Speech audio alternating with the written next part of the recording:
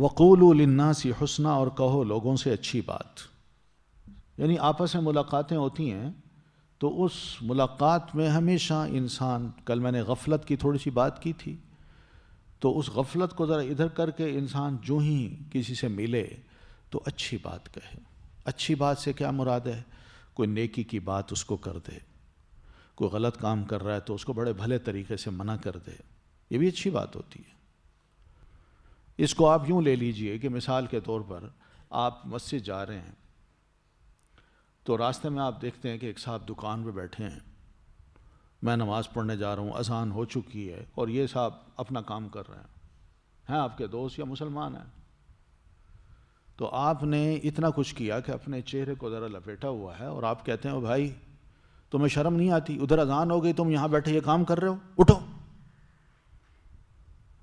دو چار اس کو سختی سے آپ بات کرتے ہیں، وہ بندہ اپنے ہتھوڑے کو یا ہتھیار کو ایک طرف رکھتا ہے اور بلکہ اٹھاتا ہے اور اس بندے کے پیچھے بھاگتا ہے، اور اس سے پہلے کہ وہ دکان سے باہر نکلے یہ گلیوں میں مڑتا مسجد میں جا کے نا اپنا رومال کھول کے اللہ اکبر کر کے نماز پڑھ رہا ہوتا ہے.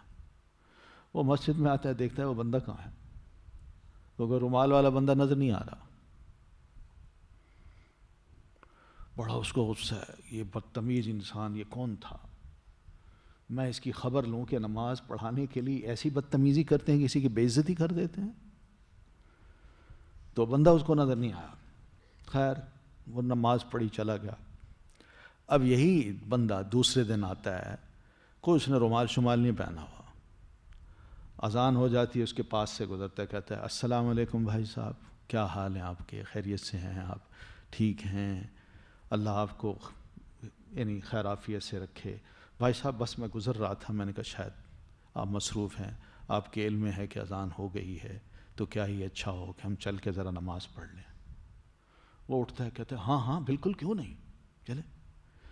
پھر وہ ٹھنڈی آہ بھرتا کہتا ہے یار کل کوئی آیا تھا یہیں سے گزرا تھا، اس نے بڑی بدتمیزی سے مجھے بات کی تھی، مجھے ملے تو صحیح میں اس کو کچا چبا جاؤں.